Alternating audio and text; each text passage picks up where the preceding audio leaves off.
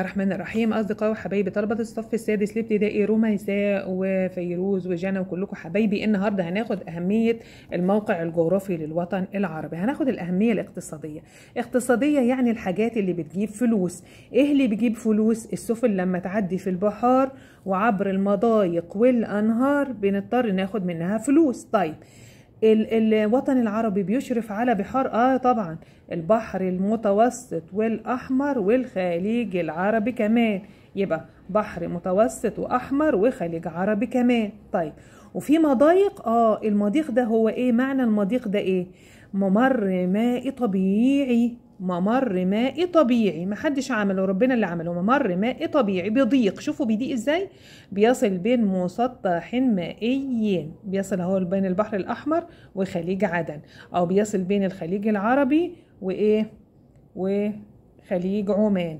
يبقى المضيق هو ايه؟ ممر مائي طبيعي بيضيق علشان هو مضيق. ممر طبيعي مائي طبيعي بضيق علشان هو مضيق، بيصل بين مسطحين مائيين، بيصل بين مسطحين. اوعى ننسى، يبقى اول ما يجي يقول لي ممر مائي طبيعي بضيق يبقى هو المضيق. ممر مائي طبيعي بضيق بيصل بين مسطحين مائيين، طبعا قال لي بضيق يبقى هو المضيق.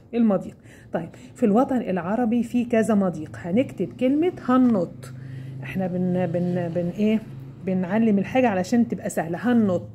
اله هرمز، مضيق هرمز. طيب والنون مندب، والطه طارق. جبل طارق، مضيق جبل طارق هنا في عند المغرب هنا.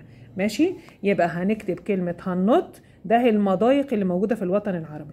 اله هرمز، والنون باب المندب، والطه جبل طارق. وطبعا هنا قناة السويس، اوعى ننسى يا حلوين. ماشي، يبقى طيب الممرات المائية ديت وموقع الوطن العربي الجغرافي المتميز ده ساعد على تحكمه في أهم طرق التجارة.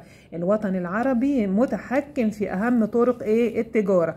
طيب أدى إلى ذلك إلى طمع كثير من الدول للسيطرة على ثرواته، على ثروات الوطن العربي.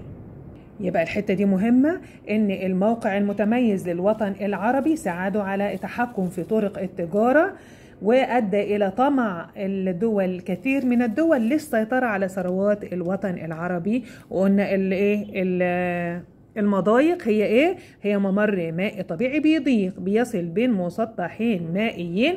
وهنكتب كلمة هنط. اله مضيق هرمز، والنون باب المندب، والطه جبل طارق، وقناة السويس معانا.